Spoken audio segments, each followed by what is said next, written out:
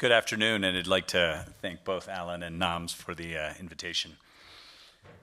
We're going to be making some forward-looking statements, and I'll direct you guys to our website for additional details. For those of you that were in the earlier session, we talked about 4150 and what makes it different. There's two real components that differentiate it from all other gene therapies that are kind of out there on the market. The first, which I talked about in the previous session, is the capsid, the R100 capsid. And again, if you think about what we did and how we created this capsid, it was designed to do really three things. First, reduce the inflammatory response, selectively transduce cells of the retina, and finally, be able to be dosed by a simple intravitreal injection. The second thing that sets it apart, it's the only gene therapy that I know of right now that is being developed for wet AMD that has a dual transgene payload. Continuously expresses aflibercept, but it also expresses a VEGF-C silencing mRNA. And the question obviously that comes up, well, what is the VEGF-C worth if we've just recently seen the data from Shore and Coast? Well, what we do know is that when we tested this construct with and without the VEGF-C component, having this component in there significantly boosts the expression of aflibercept that we see in a in vivo model. And what we do know is that when we inject these gene therapies in humans, and we've not been the only ones that have shown it, the Adverum team and the teams over at REGENXBIO have shown this as well, that these cells that are transduced are post-mitotic cells, which means that they will continue to express whatever protein for an extended period of time. And what you see here is that in patients where we're able to find detectable levels in the aqueous, that those levels are sustained over a long period of time, for us at 104 days. It's important to know that these are aqueous samples, right? And so the place where you want this drug to really be expressing itself is in the posterior pole. And if you look at our non-human primate studies, what we see is that in the posterior pole, we have about 8 times the concentration of aflibercept that we do in the aqueous humor. So really keeping the drug where you want it. You guys have seen the trial designs before of the phase 1 and the 2A. I'll spend some time on the phase 2B here. The phase 2B is basically a broad population of AMD. 50% or so of those were recently diagnosed within the last 6 months. And these patients, roughly about 2/3 of those recently diagnosed had only seen one injection prior to entering the study. In terms of the design, patients got a loading dose of aflibercept at day -1, day 0, 4150, and a second loading dose of aflibercept at week 4, and then they were off to the races. And this is the data from these patients in that broad phase 2B population. And what you see on the top chart is an improvement in best-corrected visual acuity that's sustained over 52 weeks and sustained anatomic control over the same time period. Interestingly, what we saw is that 57% of these patients were able to achieve these results without needing a single supplemental injection after the loading period, and an additional 13% for a total of 70% needing 0 or 1 injections. The mean number of injections over this 52-week period in this group was less than 1. And while there was no comparator in this arm, if you just kind of carry that data forward to what a theoretical 2Q8 comparator would have been post-loading dose, that represents an 83% reduction in the amount of anti-VEGF needed to control disease. I mentioned those recently diagnosed patients, and this is the subgroup of those patients that you see here.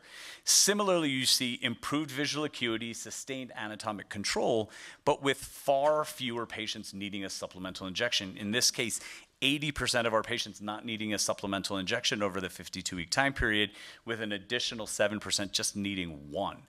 And as what you see is that as you step closer to that treatment-naive patient population, which almost every study in AMD has been done in, you see fewer patients needing supplemental injections to control disease and get that improvement in visual acuity. And similarly to the other exploration, if you just looked at a 2Q8 arm, what you would get after loading, the reduction in injections is even greater, 94%, with an average number of injections being needed in the 4150 arm of 0.33. We know that none of this is actually enabled without safety, and so what you're looking at here is a IOI graph, again, of every single patient. So each column represents a visit, each row represents a patient, And what you see here is basically a sea of green representing lack of clinically significant inflammation. The two boxes that you see there in orange and in red, one was related to a post-cataract patient, and one was an endophthalmitis that was not related after a supplemental aflibercept injection. Looked at it in a more kind of digestible way, roughly 2.8% of patients had what we would call clinically significant IOI. Then that represented as +1 vitreous cell that were transient. No 4150 related serious adverse events, none of the stuff that keeps us up at night, right? Hypotony, endophthalmitis, vasculitis, or effusions. And most importantly, patients were able to finish their steroids on time and stay off their steroids. That brings us to the phase 3 program that is already underway. The Forefront 1 study is a North American study that will randomize treatment-naive patients to receive either 4150 or 2Q8 aflibercept. Both groups will get 3 loading doses, after which both will be eligible for supplemental aflibercept. Forefront 2 is the rest of world study, which will have the exact same design, but will allow 40% of patients to be previously treated. And that is through negotiations with the regulatory agencies in Europe.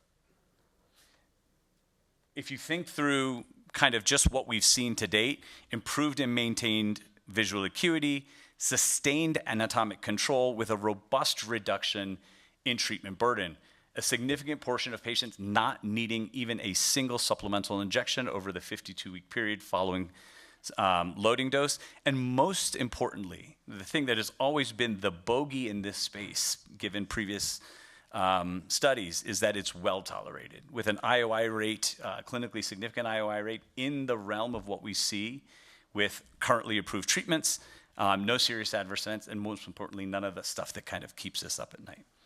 Finally, none of this is possible without the investigators that participate in this program and the patients that give us their eyes, and so our thanks and acknowledgement to all of them.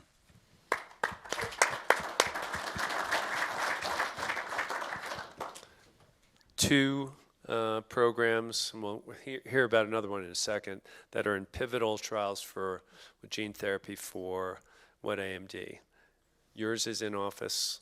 And why do you think the RNA silencing inhibitor improves and increases the expression of the aflibercept? That's a scientific, really. Yeah, it's a great question. And the folks that are at 4DMT that actually invented the construct, they don't really have a clear understanding as to why it is. But what we do know is repeatedly, when you put it in a non-human primate, you're able to replicate those same results. High dose. Okay, thank you. Yeah, thank you.